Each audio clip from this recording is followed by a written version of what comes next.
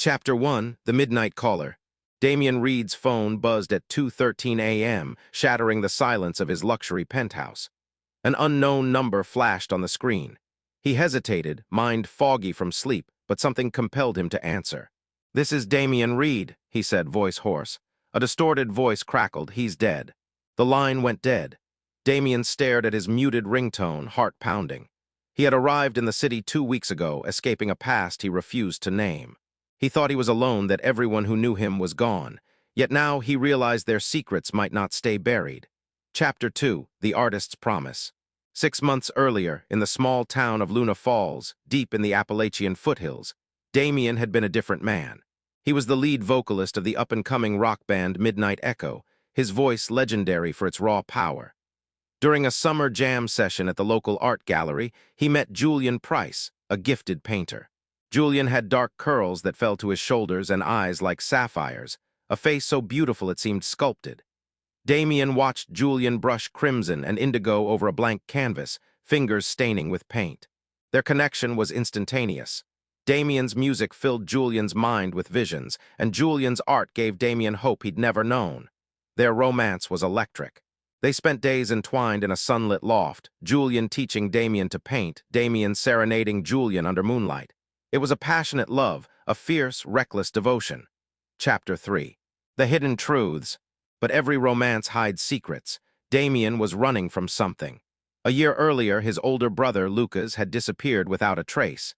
Damian felt responsible. He was supposed to be watching Lucas that night. He never told Julian the truth, that Lucas owed money to dangerous people, that one phone call led to Lucas vanishing, and that Damian had fled town to protect himself and Lucas's memory. Meanwhile, Julian had his own demons.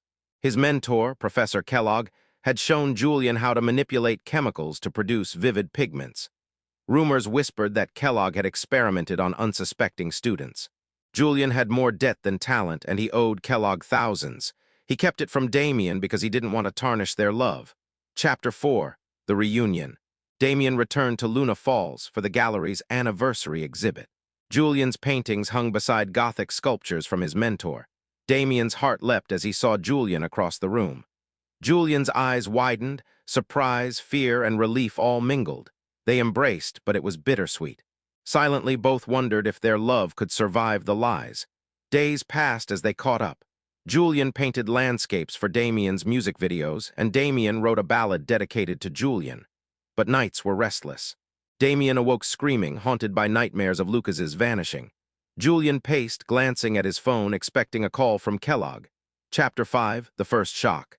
On a storm-lashed evening, Julian took Damian to the old warehouse where Kellogg's studio lay. They'd promised to confront the past together.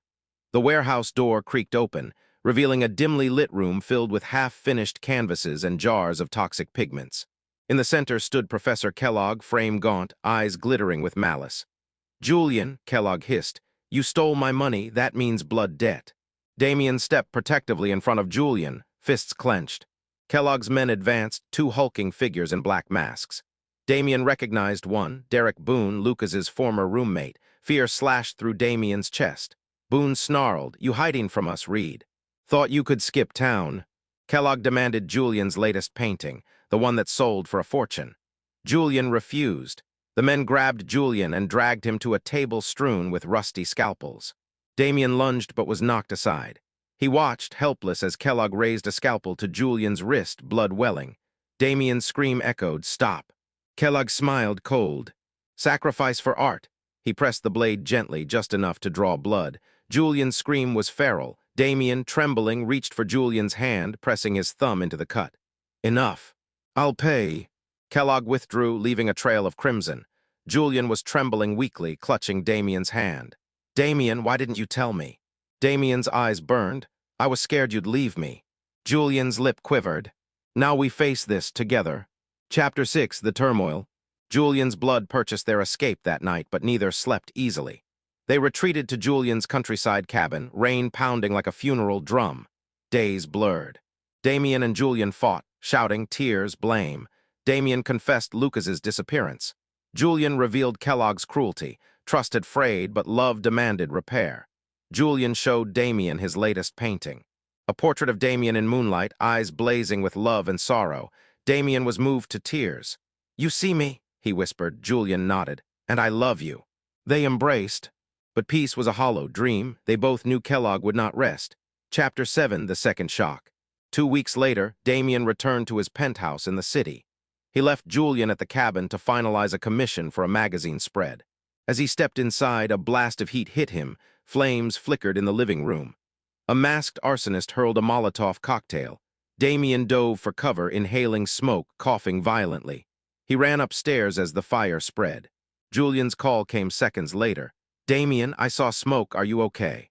"I'm okay," Damian choked. "Get out, it's the police. They think I'm behind this." Julian sped to the city, adrenaline fueling him. He arrived to see the penthouse ablaze, firefighters battling the inferno. Damian emerged, wrapped in soot, tears of frustration streaming. "They said you set the fire for insurance," Damian spat. "They've got witnesses." Julian's eyes filled with horror. "They're lying, we'll prove it." Days of investigation followed. Kellogg's men were arrested for arson, tipped off by Boone's rival gang. But amidst the chaos, Julian found a letter in Damian's pocket, addressed to someone named L. It read, "If I die, know I love you. L." Julian's heart plummeted. Surely Lucas couldn't be dead. Who was L? Chapter 8. The Revelation. Back at the cabin, Julian confronted Damian. "Who is L?" Damian sank into a chair. "Lucas, that letter was written years ago when I thought he was gone forever." Julian felt the ground shift. "So Lucas is alive." Damian nodded, tears. "I found him in a rehab center in Vermont, alive, broken, lost. He asked me to keep it secret until he was ready." Julian's relief was rivaled by rage. "You lied to me all this time."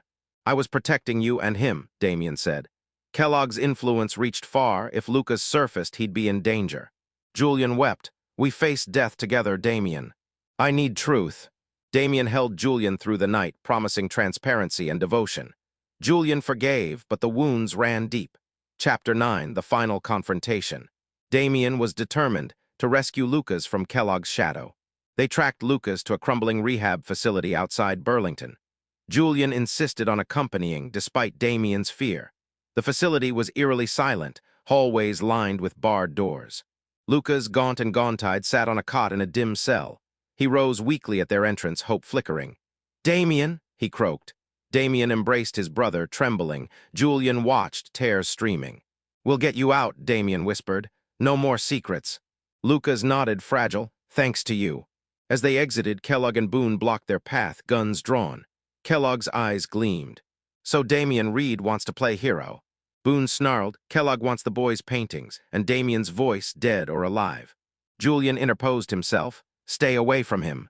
Kellogg laughed, raising his gun. "Or what?" Damian stepped forward. "We won't let you destroy him again." A shot rang out. Chapter 10, Sacrifice and Salvation. Damian lunged, tackling Kellogg as Boone fired again. Julian tackled Boone. In the struggle, a gun misfired, grazing Damian's shoulder.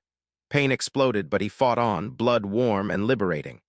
Julian pinned Boone to the ground, using his painter's tools, a palette knife, to disable him. Kellogg scrambled, handgun in hand. He took a step toward Lucas. "Run!" Julian shouted. Lucas bolted as Kellogg fired. The bullet tore through Kellogg's arm, and he cried out. Damian punched Kellogg, sending him sprawling. Julian seized Kellogg's dropped handgun, pressing the barrel to Kellogg's temple. "Leave us," Julian hissed. Kellogg's face contorted in disbelief. "Please." Julian's grip tightened. "Or I'll end this now." Kellogg raised his hands, defeated. Julian tossed the gun aside, tears in his eyes. Boone lay moaning, bound by Julian's scarf. The three, Damian, Julian, and Lucas, huddled together until police sirens echoed.